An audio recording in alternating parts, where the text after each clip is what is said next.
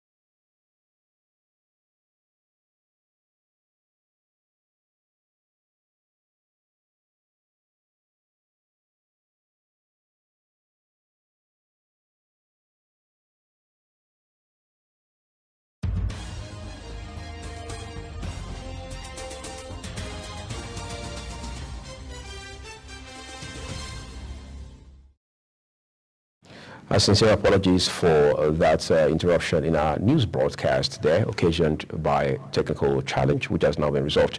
We deeply appreciate your understanding.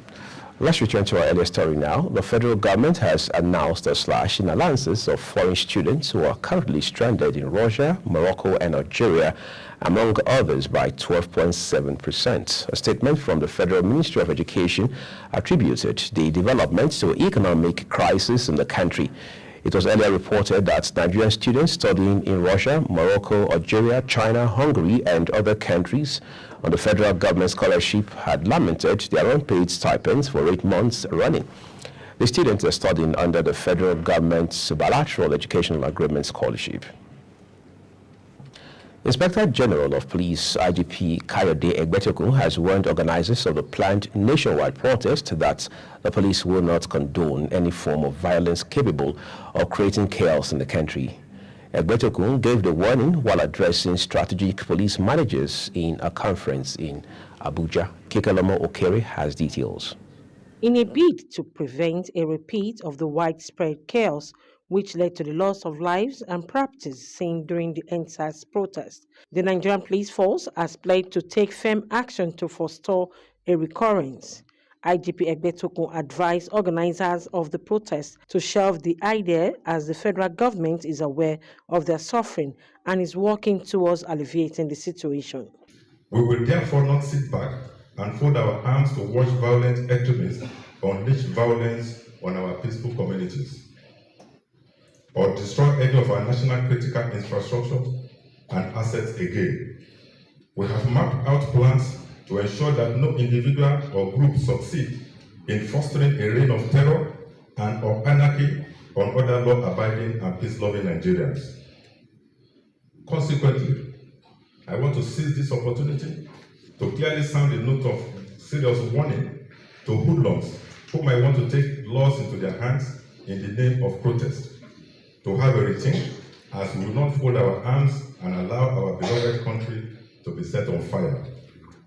Speaking on destruction of public properties, such as issues of vandalism and components of critical public infrastructure, such as manhole covers, rail lines, and public lights, it says it's devastating and have negative consequences on national development.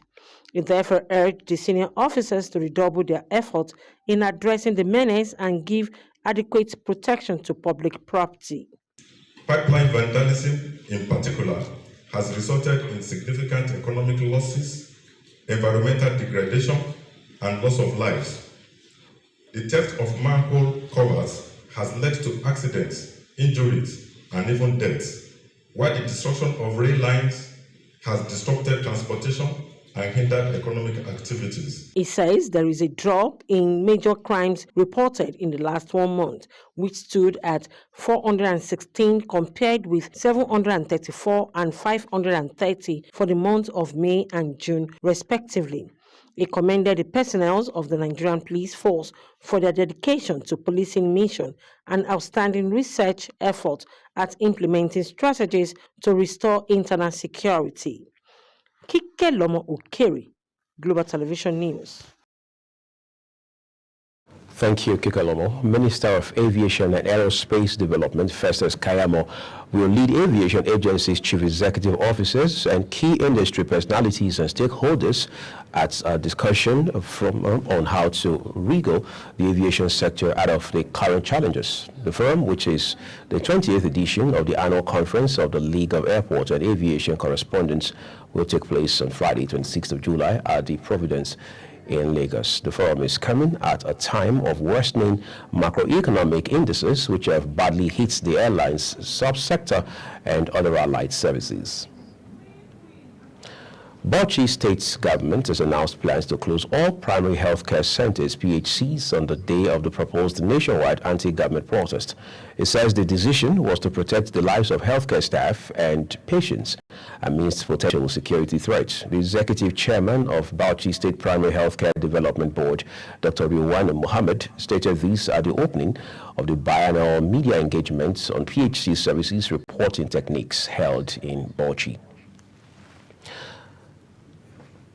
The federal government has offered 150,000 naira grants to outstanding micro, small, and medium enterprises in Jigawa State. Vice President Kashif Shettima announced the offer while launching the 4th edition of the expanded National Micro, Small, and Medium Enterprises Clinic in Dutse, the state capital. The expanded National MSME Clinics is one of the federal government strategies for ease of doing business in the country. The House of Representatives has called on all parties involved in the ongoing disputes in the petroleum sector to create fire pending the outcome of its investigations. The Joint Committee on Petroleum Midstream and Downstream made the call as it commences a forensic legislative investigation into allegations of substandard petroleum products, non-availability of crude oil to domestic refineries, and other related matters. Michael Edika has details. The Joint Committee on Petroleum Midstream and Downstream says the investigation will proceed in phases starting with allegations against Dangote Refinery and the Nigerian Midstream and Downstream Petroleum Regulatory Authority regarding the quality of produced and imported products, as well as the complaints by the refining companies about the non-availability of crude oil supply to domestic refineries. Chairman, Petroleum Resources Downstream, Honorable Ikenga Ogechinere, and Chairman, Petroleum Resources Midstream, Honorable Odianisin Okeje, call on stakeholders to provide comprehensive support, including essential information and documentation that will help with the investigation. They urge refinery operators, importers, producers, and marketers of petroleum products to share their complaints, suggestions, and independent facts. Our mandate, as set by the House on July 9th, encompasses a comprehensive forensic legislative investigation into the several critical areas, including but not restricted. 1.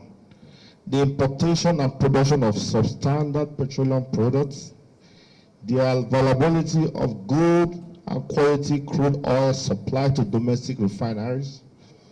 3. The enforcement of regulatory standards by bodies such as the Nigerian Midstream Downstream Petroleum Regulatory Authority, the NMDPRA. 4.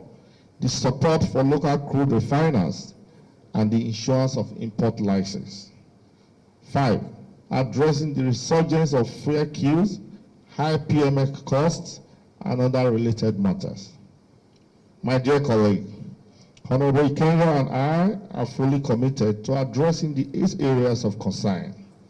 The task ahead of us is undoubtedly challenging, but we are confident in the abilities of men and women within our committees to help us to discharge these duties. Well, thank you, Michael Odiko, for following that oil and gas sector development for us. Labor unions in the country say they will schedule meetings with state governments as part of efforts to ensure that they comply with the 2024 National Minimum Wage Amendment Act's bill. The bill empowers Nigerian workers to earn at least 70,000 naira on a monthly basis.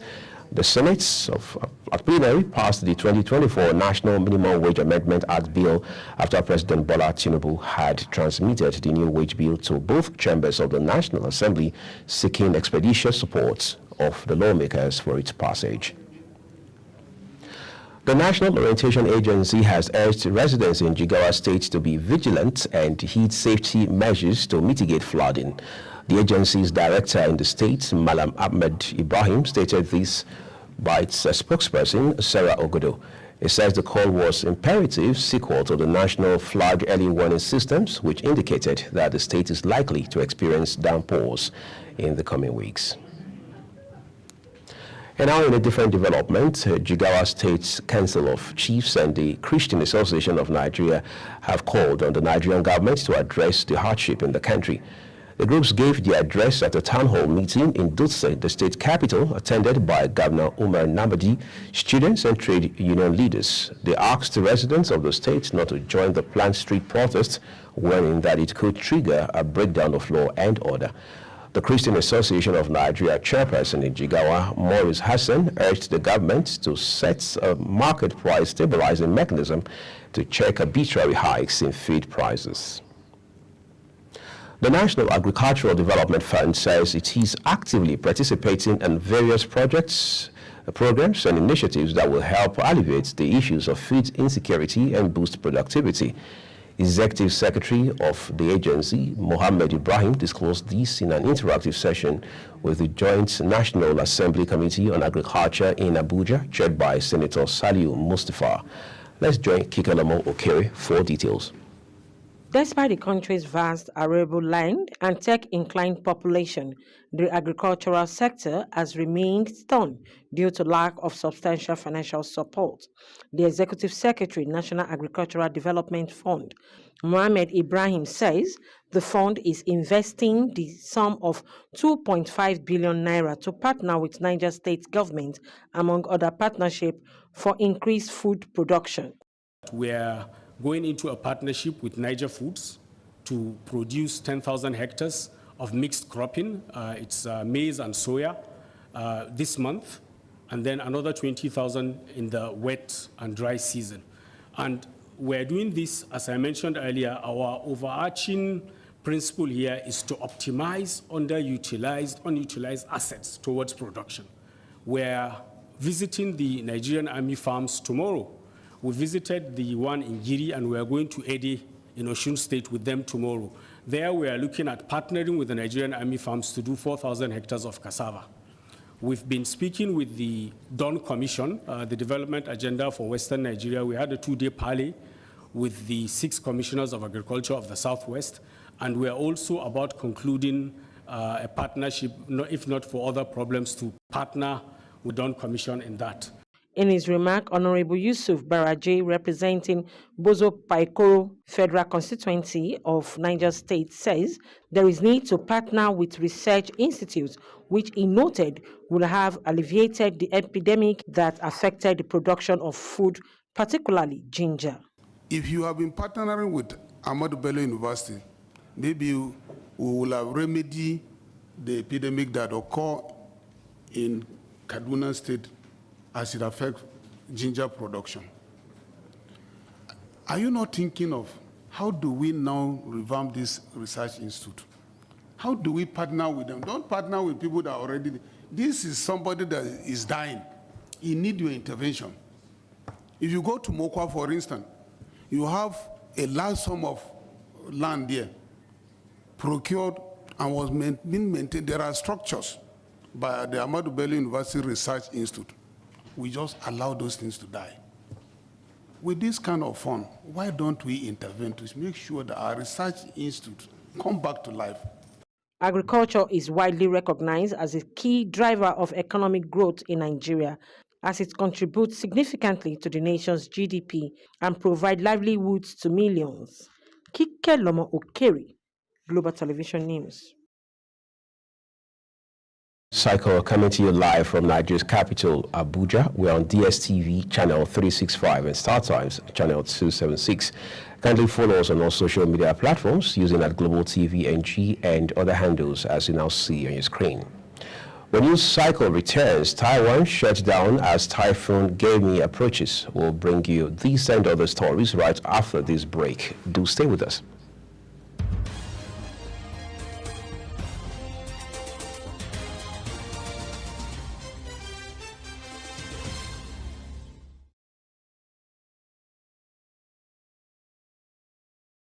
This is Global Television bringing you a live broadcast of News Cycle with Uyi Agumofwewe. Thank you so very much for staying with us. As part of efforts to address public concern over soaring feed prices, the Federal Competition and Consumer Protection Commission says it has implemented measures to curb price gouging, promote fair competition, and protect consumers. Acting Executive Vice Chairman of the Commission, Dr. Adamu Abdullahi, disclosed these while addressing newsmen on fulfilling the Commission's legal mandate of President Bola Tinubu's renewed agenda, Hope Agenda in Abuja. Queen Agaba has more. Acting Executive Vice Chairman, Federal Competition and Consumer Protection Commission, Adamu Abdullahi, says with a concerted effort, the Commission conducted measures to prevent anti-competitive practices in mergers and acquisition. This, he added, will help to preserve consumer choices by preventing large companies from unnecessarily acquiring small competitors and restricting options. And to address public concerns over soaring food prices, the OCPC implemented measures to curb price gouging, promote fair competition, and protect consumers. We monitored markets, partnered with stakeholders, enforced pricing transparency, and sensitized consumers. While speaking on the biggest challenges Nigerians are facing, the Executive Vice Chairman stated that electricity consumers have a lot of complaints on exploitative billing, unlawful disconnection, non-metering of consumers, amongst other complaints. He stated that FCCPC is working hard to tackle the prevalent issues and improve service delivery by implementing various programs and initiatives aimed at improving transparency and accountability in the sector. The most common consumer complaints in the industry include exploitative billing, unlawful disconnection, non-metering of consumers, lack of transformers, and other salient issues. Given the relevance of electricity as a critical utility, the Commission prioritized intervention in the industry to tackle prevailing issues and improve service delivery by implementing various programs and initiatives aimed at promoting transparency and accountability in this sector. He says the Commission is working tirelessly to promote competition and protect consumers to create a vibrant economy that benefits both business and Nigerians. For Global Television, Queen Agaba reporting. The chairman of the Federal Inland Revenue Service, Zak Adedeji, says the manufacturing companies in Nigeria lost 1.7 trillion naira as a result of naira depreciation in 2023, not tax fines as widely speculated. Adedeji said this during an interactive session with the Senate Committee on Finance at the National Assembly complex. Speaking about the negative effect of the company's exodus, Adedeji said the losses have made the country lose hugely in terms of tax collection. The House of Representatives has passed a bill seeking to impose windfall tax on commercial banks that benefited from the Central Bank of Nigeria's subsidies on forex. This followed the consideration and adoption of the reports of the Committee on Finance on a bill for an act to amend the Finance Act 2023 to impose and charge windfall tax on banks and provide for the administration of the tax and for related matters.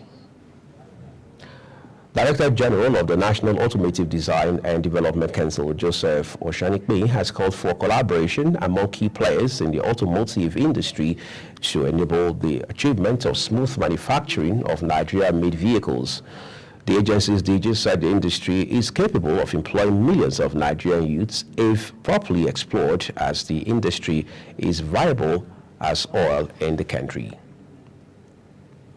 On the foreign scene, the United Kingdom Prime Minister Keir Starmer now faces his first House of Commons grilling after suspending 7 of his own Labour members of Parliament for rebelling over a controversial welfare policy.